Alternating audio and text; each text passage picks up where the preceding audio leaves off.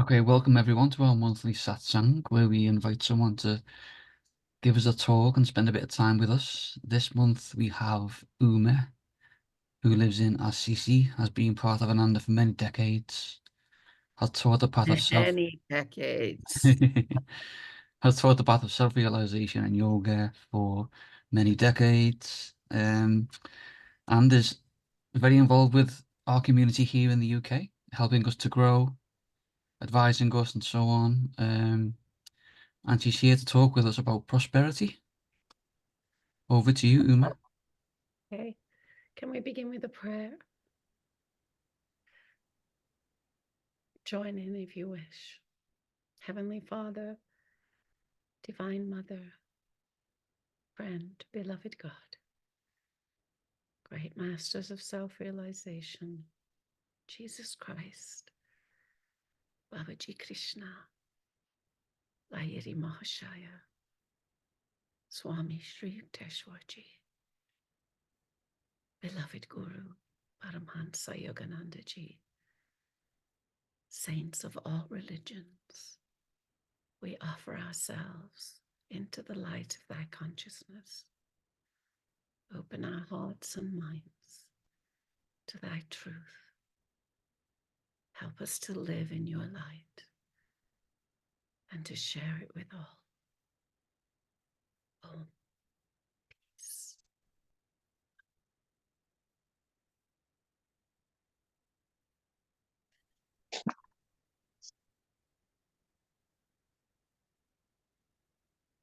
So this is a wonderful, wonderful topic. Abundance and prosperity. And it isn't, I think when we talk about this topic, people think of money, but it actually is about everything, anything and everything. The rules, the laws apply to everything in life, and that will become clear. The world that we live in is threefold according to the scriptures of Master of India: spiritual, energetic, and material. And each world, if you will, has its own laws that govern it. We understand the laws of motion from Isaac Newton, the law of gravity. We might not, I'm saying we understand it, we might not be able to explain it to someone, but we certainly understand how it works. If I throw something heavy up in the air, I'm not going to wait for it to fall down on me. I'm going to move out of the way. And if it did hit me, whatever I'd thrown up in the air, I certainly wouldn't blame gravity. It's just the law. It's one of the physical laws, like the laws of motion, etc. And we know, because we're familiar with them, how to cooperate with them. And we also know that it's not personal if we get caught by it sometimes. We sit under an apple tree and an apple falls on our head. It's just the way it is sometimes. Energy we're understanding more, I think, in the last 100 years because of Einstein's theories. We know that anything solid, when you get down on the quantum level, is very, very much not solid, that there's more space than there is solid matter. So these subtleties, as we get from the material world to the energy world, where you can still measure, but you can't touch it, you can't feel, well, electricity you can, but you know what I mean. Spiritual law, plus the energy world has its own laws, just like the physical world does. So with spiritual law, which is the causal part of everything, in other words, we wouldn't have an energy world or a material world without the spiritual, has its own laws too. Laws Hi, Sananda. Good to see you. Hi. Hi. And those laws are transcendent. They transcend the energetic and the physical. This is important for us because what we identify with the most is the physical. We understand it without realizing we understand it. We know how it operates without realizing how much we do. The energetic, a little bit, the spiritual, not much. We hope and have faith in the spiritual. But just as the laws of the physical world have to be worked with, so do the laws of energy and of spirit. It's not that when we think of free will, it's not that you have to do it. But when you don't do it, things don't work out as well when you do it, which is to say cooperate. They do tend to work out, and I'll explain. On the energy plane, we know about the laws of energy and magnetism, for instance. And it's very, if we keep it simple, it's very understandable how these things work. If I smile at someone, they tend to smile back. They might not, but they tend to. If I frown at someone or make a face, they will have an understandable response. That's how the law of energy and magnetism works. What you put out, you get back, and usually in kind. So with the laws of abundance and prosperity, it's the same thing. What is abundance? That's not a rhetorical question. What's abundance? Define it in a word or two. Plenty. What is it? Plenty. Yes, plenty. Anyone else? Contentment. Enchantment? Contentment. I'm sorry, I thought you said enchantment. I was trying to figure out how it could be enchantment, which is a lovely word. Contentment, yes. Happiness. You have to find your way there with abundance. But plenty and wealth are the usual definitions of what abundance is. What is prosperity? Success. Thriving. What's that? Thriving. Yes, thriving. It's a continuation of plenty and wealth. It's sustaining and increasing plenty. So yes, thriving is a perfect word. But to have that happen, something has to occur, because the laws of energy and magnetism are the laws of cause and effect. So when we talk about law, we have to think of, in this case, spiritual law, because it's the most subtle. It's the part of spiritual living that can get away from us if we don't pay attention. And what I mean by that is, relatively speaking, it's easy to latch onto the techniques and think that that is all the spiritual life is. If I meditate, if I pray, if I energize, those kinds of things. And there's some truth to that, because you find your way to other places if you practice the techniques. But the laws of living, the how to live part of Master's teaching, is what we're talking about here. When you're done meditating, how are you conducting yourself in your life? And all the great masters come and remind us of this over and over again. You know, if so, a meditation technique, you do A, B, C, D. Okay, I do A, B, C, D. With this kind of teaching, we can be left hanging. For instance, love your neighbor, love your enemies.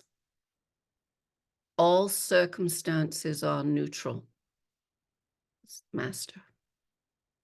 You know, we hear these things and a part of us pauses. Okay, but my neighbor is a jerk.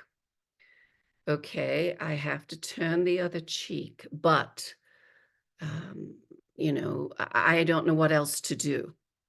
All circumstances are neutral. I'm not sure about that. Doesn't feel neutral. There's a shift in how we relate to what is being said to us. And the shift is our own limitation. These things don't change the laws of spirit. Just as I said, gravity is neutral. Energy is neutral. Magnetism is neutral. The spiritual law is give and you will receive. Not receive and you will give. Give and you will receive. So whatever it is you want more of, love, friendship, health, money, whatever it is, give and you will receive. It's the law. It's spiritual law. There is a reality to energy, just as there is to matter. Matter is solid, or at least appears so to us. You bang your head against something and it doesn't go through it, it hurts because we've hit something solid equal to the density of this. Energy is much, much more subtle, but the reality of the laws governing it are as powerful. I think I told you, or at least a little group of us, the story from Rabindranath Tagore, the beggar begging, and a king went by as he was begging, and the king held out his hand to the beggar and said, "What do you have to give me?" And the beggar looked in his little pouch at things he'd been given through the day, and he gave him one little grain of rice to the king. And the king bowed and thanked him and went on his way. When the beggar got home that night, he looked in his little pouch and he found one little golden grain of rice in it among all the other things. And he said, "I wish I had given everything to him." That's our karmic doubt, the things that go on with us that hold us back from the truth of spiritual law, which is when you give everything away, you get everything and more back. Let that sink in. It's very hard for us to buy it. We don't quite believe it. You have, I think it's St. John of the Cross who said, if you seek to be nothing, to be everything, no, wait. If you seek to be everything, first seek to be nothing. If you seek to know everything, first seek to know nothing. I mean, it's a whole long thing, and he comes up with lots of things, and everything about it seems counterintuitive. It doesn't quite make sense. It only makes sense when you think spiritually. It's not physical law anymore. It is spiritual law. Had ye but faith, you could move mountains. It's not a metaphor. Someone, Swami in the Path says that someone said to Master, you know, I tried that And I went to bed saying, I know that that mountain is not going to be there tomorrow. And he said at the back of his mind, oh, yeah, it is. Oh, yeah, it is. Oh, yeah, it is. And so the next day when he came out, it was still there. And he said, I knew it would still be there. And Master just laughed and said, you just answered your own conundrum. Of course, it was still there because you had complete doubt about it ever moving. Had ye but faith, you could move mountains, is true. But it's not true because we don't buy it. It's so absolute. These laws are absolute. And God's not going to make it easy for us. I shouldn't say that. It's our own karma that doesn't make it easy. We are asked to, for instance, tithing. It's a wonderful metaphor for abundance and prosperity. It's just about spiritualizing money. And money is very much a tricky part of the physical plane for most people. Many years ago, I did a fundraising course and in LA, and it was for Ananda. And I remember this man told us that there were about 100 of us, all from nonprofit organizations, trying to learn about fundraising. And he said, I usually do smaller seminars. And so we sit around a conference table and there's like 20, 25 people. And he said, I don't say anything after we've been introduced. I just say, okay, everyone, please put your wallet on the table in front of you. Then he waits 10 minutes. He says, I'm not going to do anything until you do. He waits 10 minutes for people to do that, even if it's just in their pocket or their purse. It waits 10 minutes. Then he says, I want everyone to empty their wallet on the table in front of them. He waits half an hour. Think about that. Half an hour. Nobody's going to touch it. Nobody's going to count anything. Nobody's going to look. You're just emptying it on the table in front of you. So any area of life, where we have that kind of, whatever you call that, hypnosis or miasma or something, any area in life where that's happening needs a light shone on it, needs to be spiritualized. And money, for most people, is one of those. It's very much so.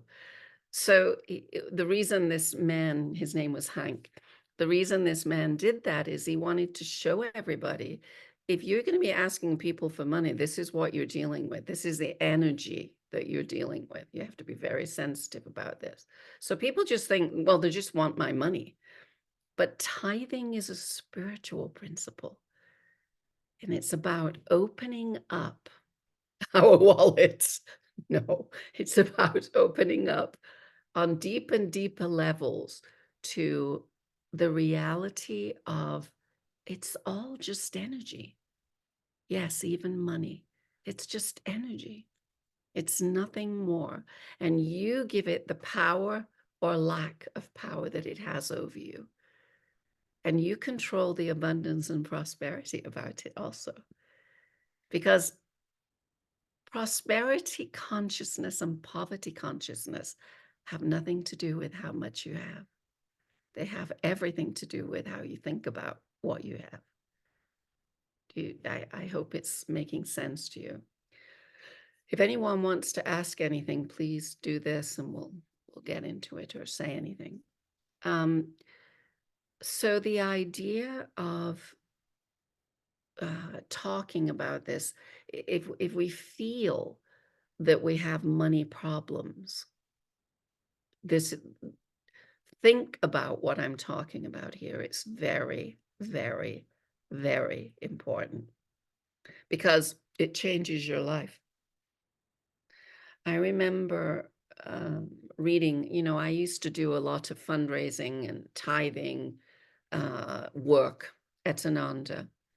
And so through the years, I've just done a lot of research and read a lot of stories and told a lot of stories relating to this topic. And it's just phenomenal what people say about specifically tithing here. We're talking about abundance and prosperity around money. So I read a story of this man from the 1940s, American, and he was a devout Christian. So all of his life, he tithed, even when he was very young and poor. He and his wife, when they first got married, were very, very poor. And he became very, very successful because he always tithed. He sold earth-moving equipment, huge equipment all over the world. And he became a multimillionaire in that era. And he even switched tithing on its head. Tithing is 10%. The word tithe means a tenth. And he tithed 90% and kept 10%. And he was famous for saying, I shovel out the money, but God keeps shoveling it back, and he has a bigger shovel. So I can't get rid of it. So, I mean, he started out very poor, sometimes wondering if it was foolish to tithe, but he always did. He was very faithful. But that's the idea. The idea is that you, even if you have fear, even if you have doubt, that you try. And of course, you know, again, with tithing 10%, it's very different from giving or donating. Because with donating and giving, you decide what you're going to do with your money and where it's going to go. A tithe is like a bill. It's a thank you, God gesture. It's 10% of anything that comes in, and you give it back to, quote unquote, the source of your spiritual inspiration, usually a church, spiritual institution. And again, the mind, oh, well, I don't know. I don't know if I trust them with my money. Your part is the giving. That's it. You're done. The rest is up to God. You see where? Can you see what you're dealing with? You're not really dealing with money at all. What are you dealing with? Under those You've got circumstances. absolute faith. Exactly. And it's a faith that you're depending on God, completely dependent on God, I would say, to That's sustain. it. That you are developing faith. There's nothing else going on. You know, mind or human nature is like, oh, they just want my money. They're just, you know, they create these things. Just no. Got nothing to do with them. It's got everything to do with me, my relationship with God.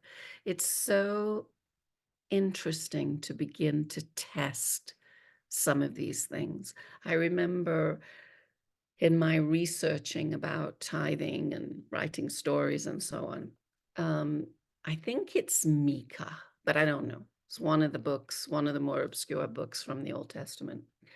But in there, God is talking to us about tithing. And what he says is, test me in this. He actually asks us, try it out, try me, and see if when you give, you don't just get back what you gave. You will get back abundantly. You know, the famous phrase, I think that's from the New Testament though, pressed down and spilling over. It's a great image. You know, it's not just, let's measure this out. It is pressed down, let's fill it up, and let's let it be spilling over. Test me and see. And he's specifically talking about tithing. So it is really something to consider when we talk about abundance and prosperity, because it tests your ability to think prosperously. It doesn't have anything to do with the money. It has everything to do with the giving freely and the faith with which you're doing it. And that's why it's a spiritual practice. It's not about, you know, the physical part of us, the ego, our human nature wants to make it about, well, they just want my money. I don't have enough. I just don't think I can. I don't. All of those have nothing to do with the laws of abundance and prosperity. Master said, everything good that God has is yours too, because you are a child of God. Everything you can imagine. It's all ours. We are deserving of it, Master said, because we're God's children. He wants to give it, they want to give it to us. And we don't allow them because of our blocks, lack of faith, you know, and that's not bad. That's not wrong. But it's like we have to work through those things to change those things. But it's no different from, I don't have any friends, then be friendly. Be more friendly. Be friendlier. I don't have any love. Be more loving with everyone. It's the same principle. The laws of energy and magnetism at work. You do it and it returns. You don't do it, nothing happens. It's very sad. Nothing happens when we don't do it. We don't do it because we're afraid or whatever the reasons.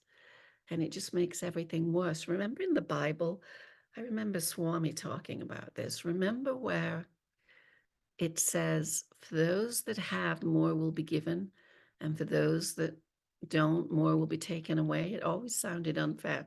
It's talking about this principle. It's this very principle. It doesn't seem to make sense when you hear that, but it's about the fact that the more you give, the more you get.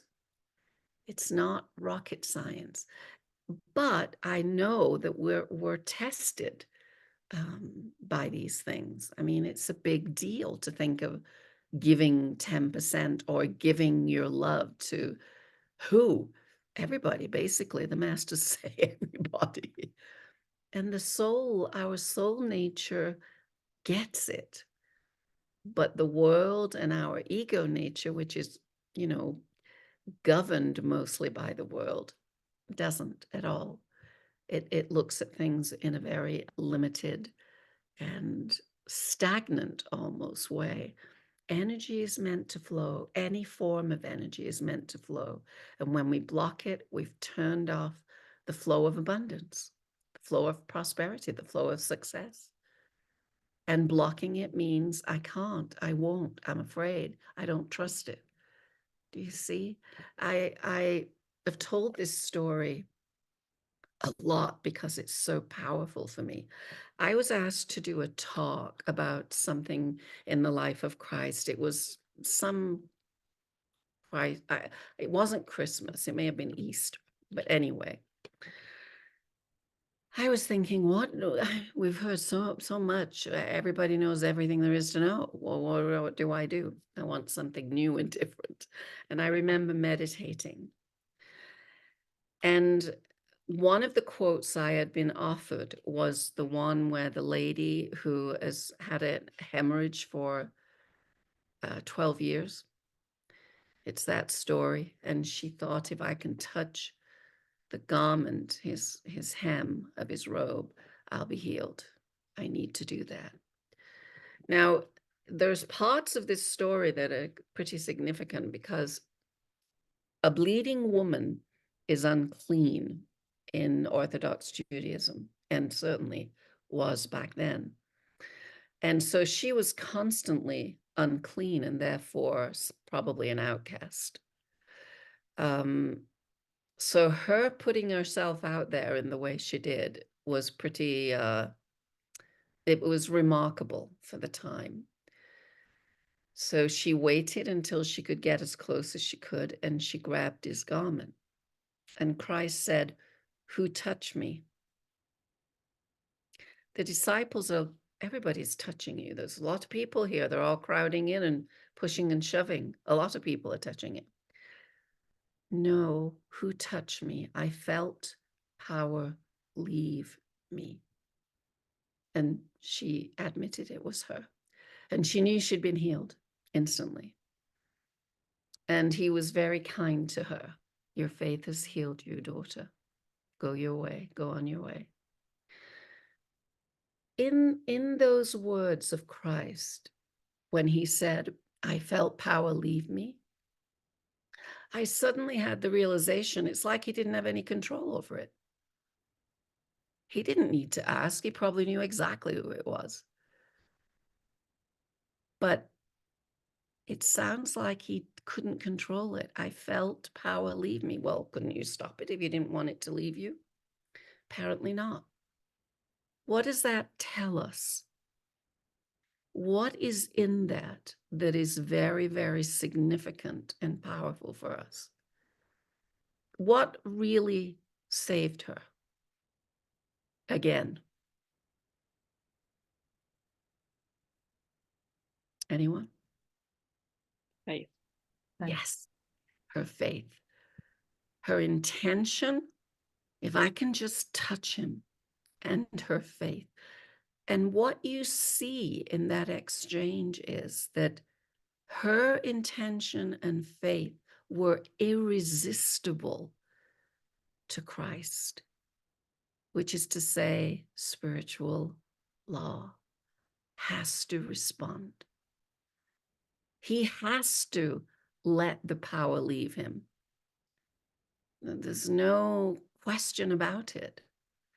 When we draw on God, draw, magnetism again, when we draw on God, God will come. If we ignore God, if we doubt, if we think, yeah, he's not listening. I always remember a Frank and Ernest cartoon. Do you know who Frank and Ernest is in England? They're two little hobos in American comic strips. They're adorable, Frank and Ernest. And they're always having these philosophical discussions about life. So in this one, they're talking about God. And do you think he's there? Do you think anybody's listening when we pray? I mean, doesn't seem to me as if anything happens. And then you see, like a little cloud and these booming, lines for volume. And God says, I'm here and listening. But you see, time is very different for me. A minute is like 1,000 years, and a penny is like $1 million. And the next, they're looking at each other like this. And they turn to God and say, God, could I have a penny? And God said, yes, in a minute. It's very cute. But there's some truth to it, that within eternity, what we're thinking is important is, it's not that important. The eternal verities, truths, are what are important. How do you know what those are? Where all the spiritual masters go. Turn the other cheek, love your neighbor, do unto others what you would have them do to you, give to receive. All of those are universal principles, universal spiritual principles. Make sure you're doing those above everything else, because those are the things that go on. The little problems of today. Think of how you were in high school. Think of what was important that you agonized over, and you look now and it's like, what on earth? It just has to do with youth and inexperience. And that's how life is. It keep to the things that you know are eternal and try to make those work. Try to do whatever you can to keep those alive in your life. And which is, underneath all of that, all you're doing is developing your faith. strengthening your faith. And then God irresistibly is present in everything. You don't have to be begging and pleading. You know God is there. And that if nothing is happening or changing, he wants that. So maybe I should want that. Maybe I can figure out why, or maybe not. I'm still going to do it because God wants it. You know, we tell the story. I'm keeping my eye on the clock here. Just, I don't want to go on and on and on forever, which is easy to do when we're talking about these beautiful things. But the idea of I need something or want something, and I don't have a response. I don't hear or feel that, you know, anyone's listening like Frank and Ernest. And the idea of silence may be part of the message for me. You understand? And to make peace with that, to be okay with that, to try to figure out how I can be at rest with this and not worry, not be too freaked out by it.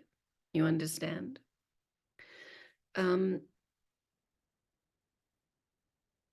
The idea of Christ, I think it's in the Sermon on the Mount where he talks about the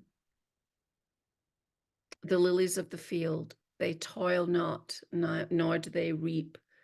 And yet, you know, even Solomon in all his glory was not arrayed as one of these. He's making the point that God takes care of everything. The lilies of the field, they don't work, they don't earn money, and yet they're glorious and beautiful. You know, they're clothed, in other words, and they bless us with their beauty. I mean, it is a metaphor, but it's a very powerful one. We think if we're not doing A, B, C, D, nothing's going to work, nothing's going to, and we keep that manic sort of energy going. But and of course, I'm not advocating not working or not taking care of responsibility, but I am advocating take into all of that how you live, the principles that we're talking about here. Don't let those principles slide. They should be foremost in everything you do. And abundance and prosperity naturally follows. You know, the story I told you from Gitanjali, Rabindranath Tagore's little book of poems and essays, where he said, the beggar said, if only I'd given everything I had, everything would have been gold.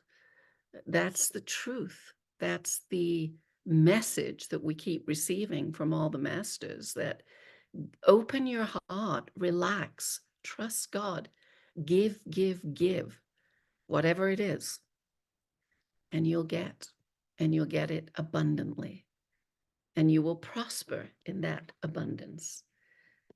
It's when we look at the areas of your life where you're contracted. It's as simple as that. That's where you want to do this. Typically, money is one. Relationships, whatever area, look in your life where things repeat. And that's where you need to do this. Open it up, relax. No judgment, no guilt, just how can I spiritualize this? How can I open this up? How can I relax my heart around this and trust that God is going to take care of me in this area? Anyone want to say anything? Or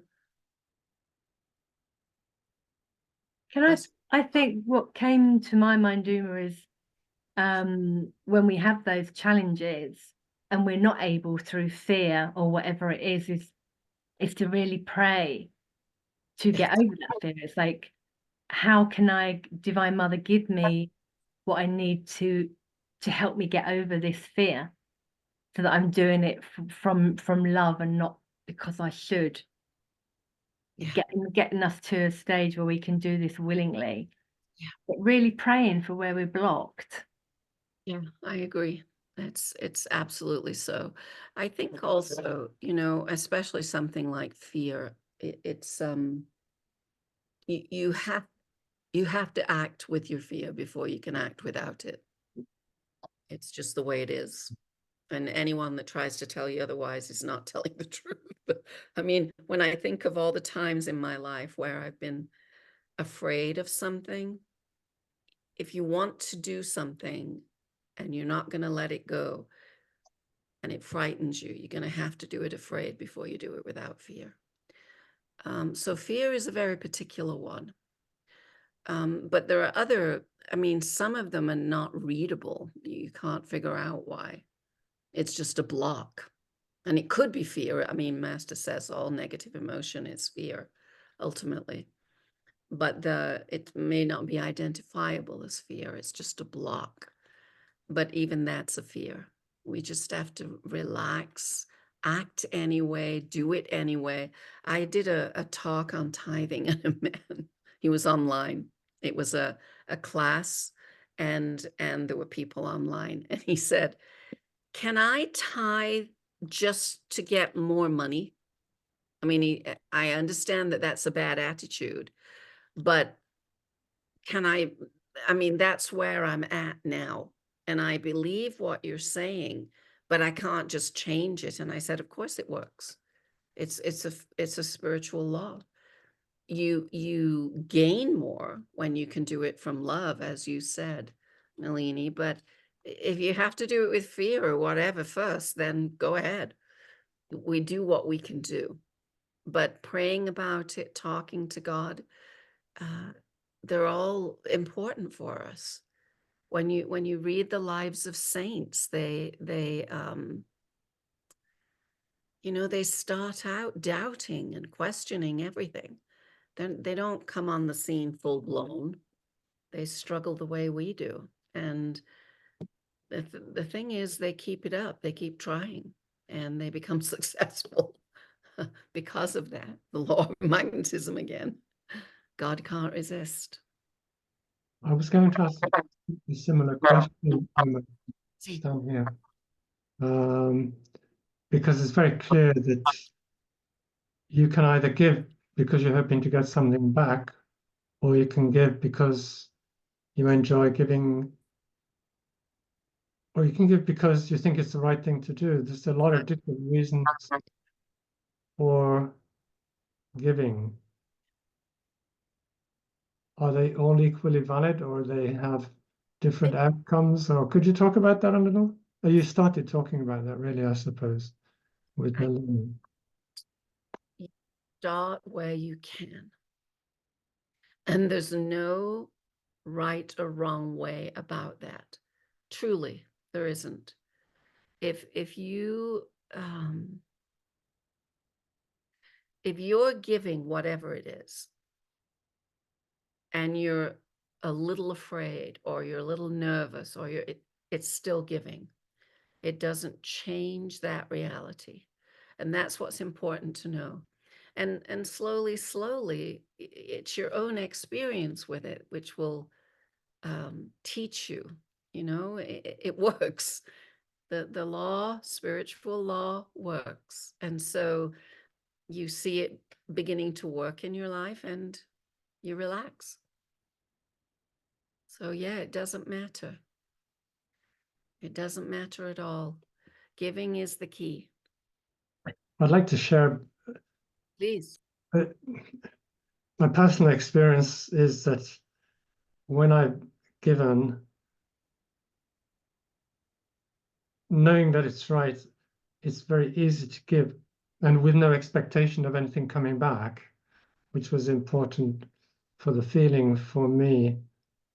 And what I've seen is stuff come back, which is immeasurable, really. And it may be an opportunity. It may be an opportunity to travel or to come close to Master or whatever it is. But you almost beyond value, if you like. So I've witnessed that in my own life on this path very strongly, and without going into details, with in a variety of situations, and it's just a joy. It becomes a joy to give, and then it's joy to see what happens. It's like this is quite amazing, really. But the comeback comes in many different forms, whether in faith, in friendships, and in money, in opportunities, in all kinds of different ways. Absolutely true. I think of it as magical because it is, just as we talk about the law of gravity, it is what it is, and there's nothing we can do about it. It's the same with spiritual law. It functions, it works, and you can watch it do what it does. And, I started out saying that spiritual law is transcendent.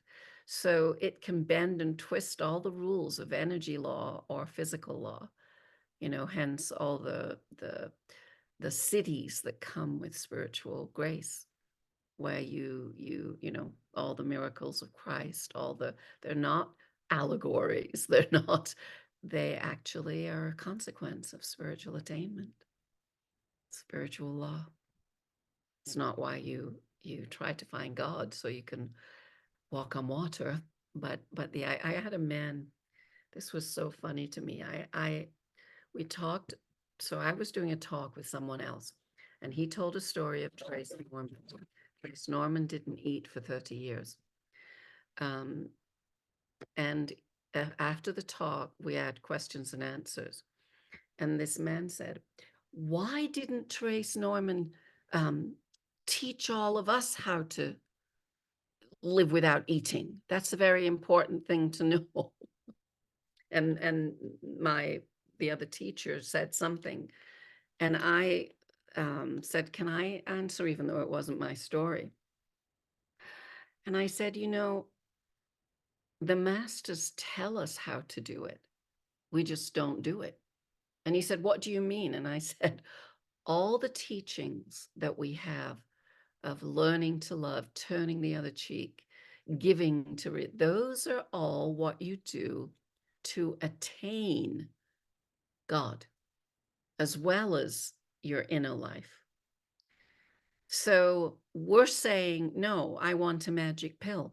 I don't want to do that. Then we're not following the law. The law is you have to give to receive. And so you can't just, the implication with Therese is that she's done the work in other lives. We didn't see it in the one where she, has never eaten. But there's something going on there that it's cause and effect. It is us that initiate God's response or lack of. And we suffer if we don't follow that or understand that or live that to the best of our ability. It's not expected that you get it perfect first time out. We keep trying, So it's really true. Anyone else? Anything else? Yes, I have a question. What about health? So when something is stuck about health issues, so my English, I'm sorry. So the things about headaches, fatigues, all those things. So there's something stuck. How can you start there? How can you know what is stuck there? When I think of health, I think it has to do with not paying attention to things that we need and know we need. It's very easy when I said earlier that it's easier to do the techniques because it's ABC than it is to say yes to life or, all circumstances are neutral. Those are subtle things that we have to work with ourselves on. And it's the same with health. I think that but I think of my own life. I never had to think about my health when I was younger. I never had to think about my body. I exercised I did a lot of work, but boy, as I've gotten older, that has changed. And so now I'm much, much more conscientious about supplements, exercise. I'm paying much more attention because I stopped exercising for a long time because my physical body couldn't do it like I used to. Well, but that doesn't, see how black and white that is thinking? I can't do what I did when I was 30, so I'm not going to do anything. There's a helpful point of view, but it doesn't make any sense. So paying attention, if you're getting headaches, if you're, I was having a problem not sleeping for the longest time. And I did some research and I'm taking melatonin regularly and it's working. I'm sleeping normally. And I had no idea because I was still functioning. I had no idea how much that was important to my health and well-being till I started sleeping again normally. So pay attention to your rhythms around your own well-being. Don't just assume because you're eating, maybe 2 or 3 meals a day that everything's fine. You need find out. And at different phases of life, we need different things. So be aware, be conscious. It's hard for us, I think, especially on the spiritual path, to think of ourselves in terms of taking care of ourselves, but we should.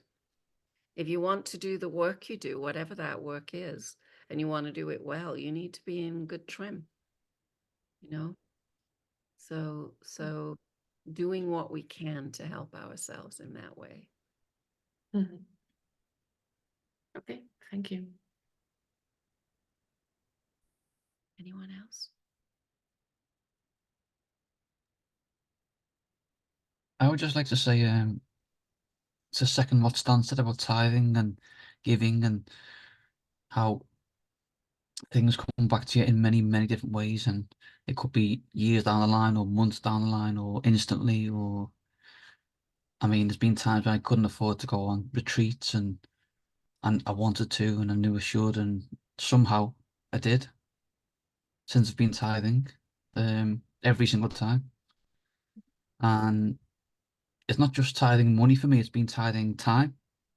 So giving some of your time, whether it's 10% or whatever it might be, or to, the source of your inspiration or anything, love, sending your prayers to people and things like this. And for me, the biggest lesson has been it takes the fear away around money, around bit by bit, not all of it, but bit by bit, the fear just falls off. And even if your circumstances are quite tough outwardly, and you got this faith and this knowledge that it will somehow work out for the best. Yeah, put your heart at rest. Yeah, it's very, very true. All of those things are building faith. You begin to relax. I mean, one of the basic principles of yoga postures, breathe and relax. And that's what begins to happen. We stop being a little panicked about everything pretty much and begin to, just move with more serenity, more calmness, more centered, with more faith again. It's really true. Life is better with God. Just, it is. It's really true. And you can't explain it to people that don't have that or don't want that, Isn't it, it's in the Song of Bernadette where he says, the person that wrote the book, Franz Wurzel. He says, for those that know, no explanation is necessary. For those that don't, no explanation is possible. Your own experience is what dictates how you live the spiritual life. Master, don't just meditate because I tell you to. Try it and see for yourself. You'll want to do it when you do. So it's very true. It just makes life work. Truly does. Anyone else? Come on. You lot, come on. Can I ask a question about debt? Yes. So on two occasions, when I was much younger, two totally separate occasions by two totally different people, they gave me a sum of money to help me, and they said on both times, there's never any need to pay it back. If you want to one day when you can, you can. If not, it's fine. And please, we don't need to discuss it. And then when I started tithing, I was just thinking a lot more about money. I was just wondering, is there some kind of need to go back to find those people and pay them back? I would say if it were easy, if it was straightforward, I would say I feel in your heart what you should do. But when you said find those people, I would say no. But I would maybe contribute something in the name of that gift to something else as a way, because it's what you're talking about is a very real exchange of energies. There's something about, someone giving you something and not giving back. And I think that you're completing something when it's a very real energy connection that you're talking about. So maybe you just do it in a different form, but very consciously in the name of that gift you got. Yeah. Yeah. I think that's very helpful. I might have done that certainly for the first one because I offered the same thing to another person. They didn't actually need it, but I offered it, and I thought that felt good. So in a way, that discussing it with you has kind of rounded that particular one. And then maybe the other one just needs more thought. Yeah. And I think debt is, talking about money and so on.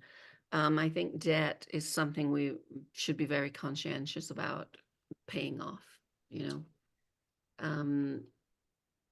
just in general, to be clean around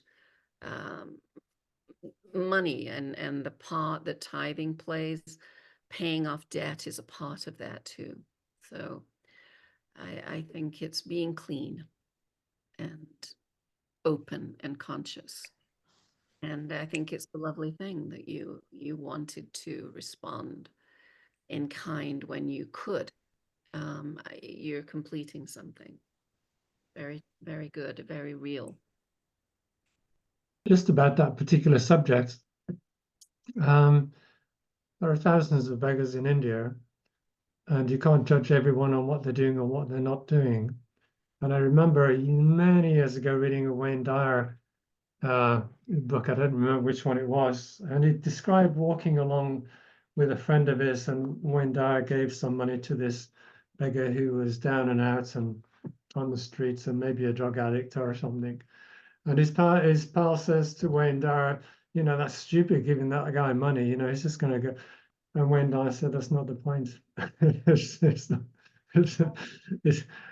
can't remember his exact point. The point is giving not in the and I'm not advising anybody to give anybody money willy-nilly, but that's, I just, you know, I just remember that, you know.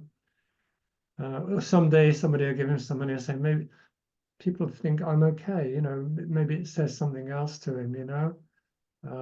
But it's a tricky one. It's a tricky one. I give money to people that are begging, and it's up to God what happens. It's not, I mean, I pray as I give it, you know, it's not just blindly, but I want to help if I can help. And I don't want to assume everybody's a drug addict or a this or a that, you know. Some people may really be down and out, need help. Anyway, anyone else? Anything else? We don't want to stop, do we? I love it. Thoughts, comments? Come on.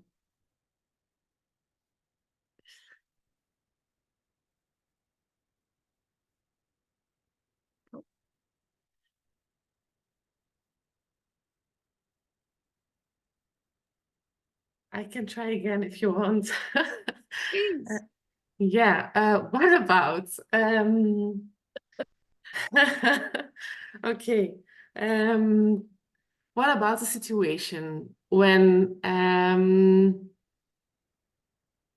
you are okay that people don't give you things back, but that it feels uncomfortable? So someone has to give you back some money or things, but he doesn't do it, so he doesn't give you it back. And it is that important or that big that actually you should say to him, hey, give it back to me, because it's, yeah, you should give it back. But on the other hand, you don't want to make fuss. On the other hand, what? You don't want to make troubles. Yes. And then there you are with this unpleasant feeling that something is not right. What about that? I think that when we make the excuse that it's going to be troublesome or challenging, we're avoiding doing something because of fear, or we're not being clean. We're not being clear with our energy. So if someone borrowed money and you want it back, there's nothing wrong with asking, not angrily, not upset, but just, you know, I would really like that money back. It would help me right now. Is there any hope that I can get it soon? You know, like that. If it's not a problem and you don't mind, then you can leave it. But if it's more that you don't want to ruffle any feathers, then you should do it. And you should do it very calmly, not angrily, not upset. Because it is about cleaning up energy, you know, when it's like what Victoria was asking about. Maybe all the years that you would receive the gift, time went on, but then when you could do something, it occurs to you, maybe I want to pay this back. It's cleaning up energy. It's being clear. And as we grow spiritually, more refined, that becomes important. I mean, important where it occurs to us to do something. Do you understand? Does it make sense? So yes, I think you should. If you feel it's causing, you know, strange energy, you definitely should say something. Yes. Any more? We're 9:10, just to say, so we're running over. But if But we anyone, do 5 more minutes, okay. if there is anything. If not, we can just be finished. But if there is, we've got 5 minutes.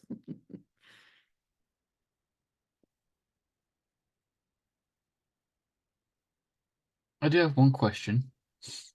So in the story from Rabindranath Tagore, you mentioned that the beggar said I should give everything away, not just 1 grain of rice. But I'm guessing you've got to work within your own experience, or maybe a little bit outside experience, and push your faith a little bit.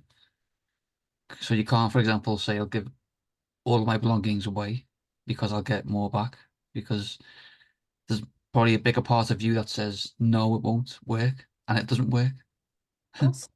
Also what you're saying, because idealism might push us to do a grand gesture, but our faith is not necessarily there. So it is a gesture rather than reality. It's got to be, we can't fake this. And that's why it's important to do what you can do, rather than, well, it says I'm supposed to do this, so I'm going to do that. And then we're freaking out, on the other side of it. So yeah, what you're saying is very true, that you want to be testing your level of faith, but you don't want to be crazy. Do people watch The Chosen? The app that is The Life of Christ. It's a TV series. They're making the whole Life of Christ into a TV series. It's this American, and they just did in the last, this is the first time a TV show has been crowd-funded. It's a phenomenon. It's amazing. And it's very modern. I mean, it's not, they're still in biblical times, but it's a modern take, a fresh take on the life of Christ. And they just did the scene where Christ comes to the disciples on the sea, and they're all freaking out because there's a storm. And Peter, who is going through, they tell you all the backstory. They don't just tell you the story from the Bible. They tell you behind the scenes. So Peter's been having a very rough time, and he's feeling very distant from Christ. He's furious with Christ, but he hasn't said anything. And so Christ is coming toward them on the stormy sea, and Peter starts shouting, I want to come to you. I want to have enough faith. I trust you. I do. I know I do. And he gets out of the boat and he starts walking toward Christ, like the scene in the Bible, but he gets afraid. He gets really frightened. And when he was shouting to Christ, it was his anger that was speaking. But now, when he starts to sink into the ocean, the anger's gone. He just says, please never let me go, never let me go, never. It's such a moving scene because you see his true faith coming out. Don't let me go, don't let me go. So his gut was that I know he's who he says he is. He gets out of the boat. He's walking on the water along with Christ. Christ says, do you trust me? Do you trust me? And he does, but at some point he's, don't let me go. It's such a beautiful scene, but it's this. We can do what we can do. God will meet us, but we can only do what we can do. And keep that kind of insistent, don't let me go, don't let me go, never let me go. That's the prayer that Nalini was talking about earlier. That is constant, but it's our own, wish to try to do this and do it right. But don't be foolish about it. Be conscious about it. Yeah. Okay. Did we finish now? You tell me.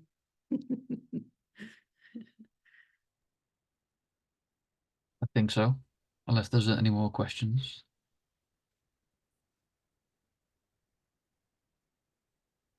Happy to be here, so whatever you want. Okay, I think we'll wrap it up. Thank you very much, Uma, for your time. Thank you. Thank you so much. God bless you all, great souls. Lovely to be with you. Thank you, Umaji. Thank you. Thank Thanks, you. everyone. Thank you. God Thank bless you so much. Bless you. Thank Thank you, you. Mo. And thank you, everyone. Lovely to see you all. Bye. Bye. Bye-bye. Thank you, you. Uma.